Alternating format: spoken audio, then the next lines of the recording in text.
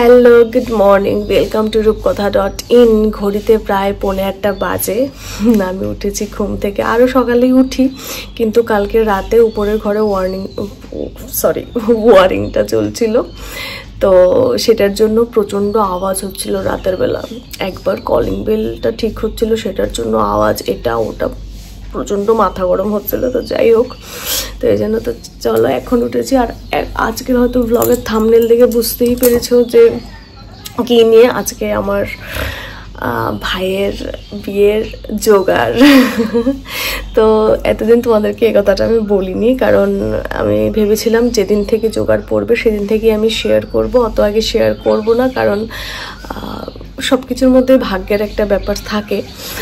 তো যাই হোক, তো চলো আজকের এই সুন্দর দিনটা আমি শুরু করি।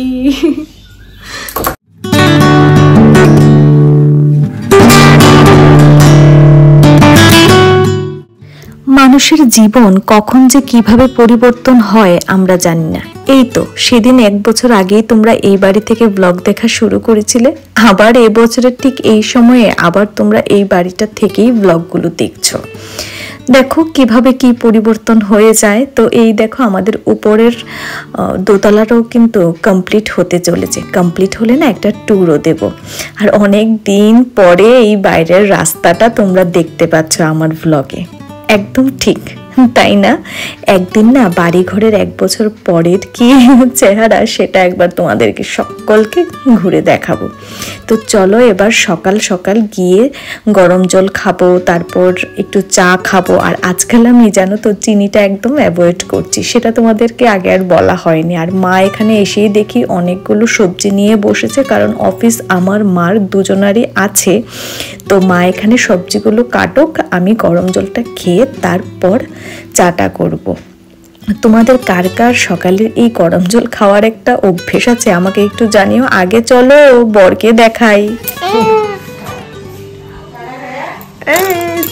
সুগার পিয়ার সুগার কেমন? कैसा लग रहा है आपको? फीलिंग बैड क्यों?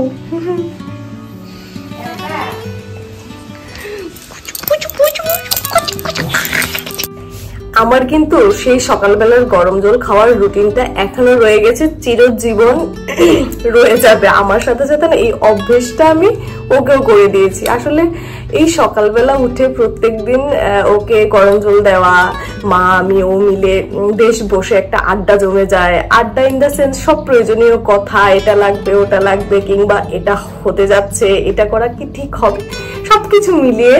তো ওই সময়টা আমি খুব মিস করি। কিন্তু যাই হোক, চাকরি করতে গেলে জীবনে অনেক কিছু স্যাক্রিফাইস করতে হয়, সেটা আমি ছোটবেলা আমার মা বাবাকে দেখি শিখেছি, এখন আরো শিখছি যেহেতু আমি নিজে করছি। তো যাই হোক, গরম জল খেতে খেতে এবার তোমাদেরকে বলি যে এতদিন কেন ভাইয়ের জোগাড়ের কথা আমি ভাইয়ের বিয়ের কথা আমি একদম বলিনি। আমি না সোশ্যাল মিডিয়াতে সবকিছু পাবলিক করতে না একটু হেজিটেট ফিল করি। সেটা হয়তো তোমরা সকলেই জানো, তোমরা আমাকে অনেকদিন ধরে দেখছো। কিন্তু কি বলতো, এট দি এন্ড আমার যেই স্পেশালি যে হ্যাপিনেসের জায়গাগুলো, একটু দাঁড়াও জলটা ঠান্ডা হয়ে যাবে, বিশেষ করে যেই জায়গাগুলো হ্যাপিনেস থাকে সেই জায়গাগুলো তোমাদের সঙ্গে শেয়ার করতে আমার প্রচন্ড ভালো লাগে, প্রচন্ড ভালো লাগে। কিন্তু তোমরা হয়তো আমাকে ঠিক দেখো 10 মিনিটের জন্য, কেউ হয়তো বা ব্লগটাকে কেটে 2 মিনিটের জন্য দেখো, কেউ হয়তো বা 1 মিনিটের। ওই 1 মিনিটের মধ্যেও যদি আমি দুঃখের কান্না কাঁদতে থাকি, আমার লাইফে এটা হলো না কেন, এটা কেন, ওটা কেন, সহানুভূতি, সেটা আমার একদম পছন্দ নয়। তো যাই হোক, ফিরে আসছি যেটা বলছিলাম। আমি এতদিন বলিনি, ভাবলাম আগে সব কিছু ফাইনাল হোক, তারপর আমি তোমাদের সামনে এসে বলবো কথাটা। তো উই আর ভেরি এক্সাইটেড। তো আজকে জোগাড় পড়লে তারপর তোমাদেরকে আমি আশীর্বাদের ডেট অ্যান্ড বিয়ের ডেট সবকিছু আমি বলে দেব। আর আজকের জোগাড়ের ব্লগটাতে আমি থাকতে পারবো কিনা জানি না। আমি যদি না থাকতে পারি তাহলে তো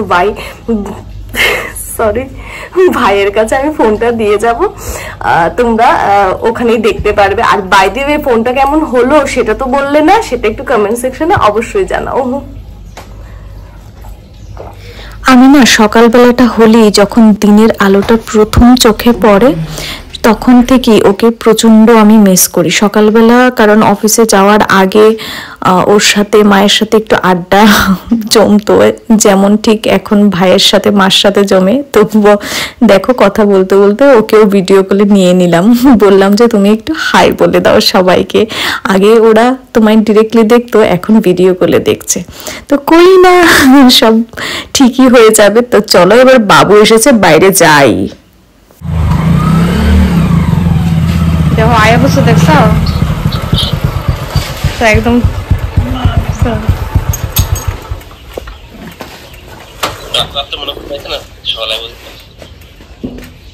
কে তুমি জিয়াও রাত্রে মনে ঘুমাইছো না সকালে এবার দেখা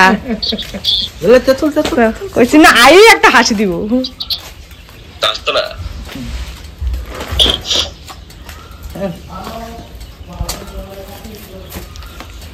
মিষ্টি এদিকে রাখো, ঠাকুর এদিকে রাখো, আমি ধরতাম না ওখানে, এদিকে রাখো।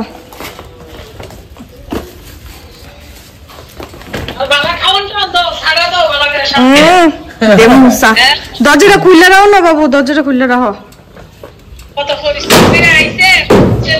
মারে একটু আগে কই বাবু আয়ে বসে, দেখো হ্যাঁ আয়ে বসে,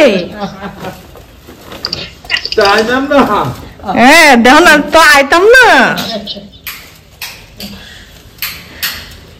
থাক এদিকে থাক, দরজাটা থাক, আয় পড়ো।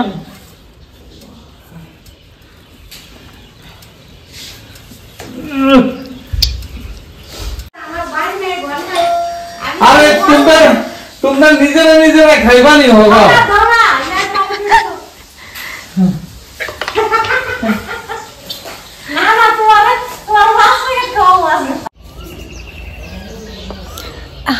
হ্যালো হ্যালো হ্যালো, তৈরিটা ক্যামেরার ওপারই হলাম, আর একদম জোগাড় দেওয়ার সঙ্গে সঙ্গে বেরিয়ে পড়বো। আর এই হলো আমি আমার রেডি হওয়া।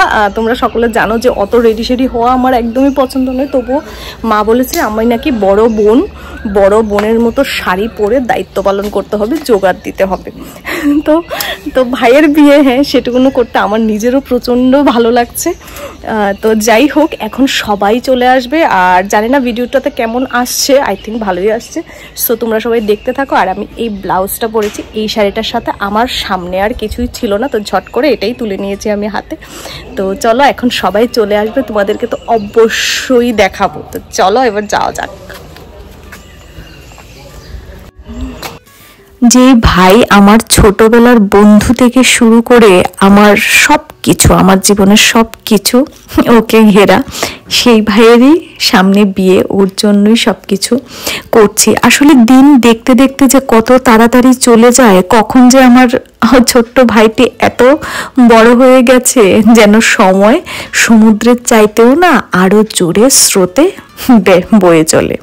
তো যাই হোক, এখন সামনে বাড়িতে বিয়ে, প্রচুর আনন্দ মজা, তার সাথে আছে অনেকটা প্রেশার। হ্যাঁ, আর আমি বড় বোন হিসেবে কিছু কিছু দায়িত্ব নিজেই নিজের ঘাড়ে নিয়ে নিই। তো যাই হোক, শেষে আমার এইটুকুনি চাওয়া, আমার ভাই যেন খুব ভালো থাকে সবাইকে নিয়ে। আমি কদিন এ বাড়িতে আছি কিংবা নেই সেটা আমি জানি না, তবে সবাই যেন সুস্থ থাকে, ভালো থাকে।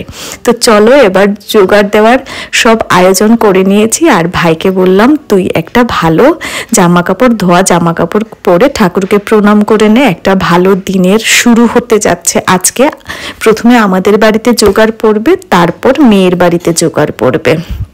আর আজকে বাড়িতে দেখো অনেক লোকজন, সবাইকে আমার পাড়ার আত্মীয় স্বজন যারা আছে, প্রতিবেশী যারা আছে, ওনাদেরকে সবাইকে বলা হয়েছে জোগাড় দিতে আসার জন্য। আমাদের গ্রামে এরকমই হয়, জানি না তোমাদের ওখানে কিরকম হয়। আর বাবু কিন্তু শুধুমাত্র এই জোগাড়টার জন্যই আজকে এসেছে। তো চলো এইবার তোমরা জোগাড়ের পর্বটা ভালোভাবে উপভোগ করো।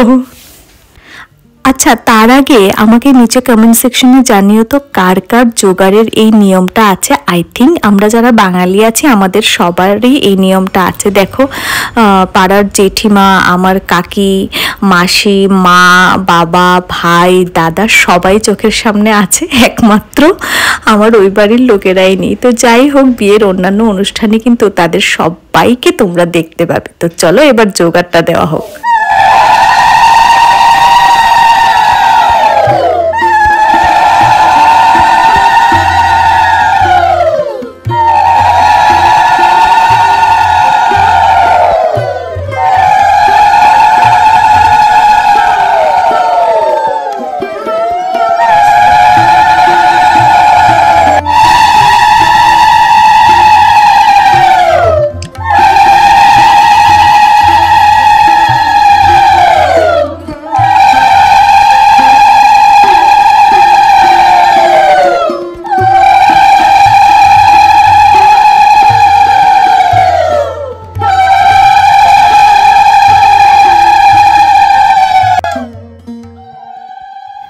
বিয়ের সব নিয়ম কানুনের প্রথম পর্ব হলো জোগাড়। সেই প্রথম পর্বটাই আজকে কমপ্লিট হলো।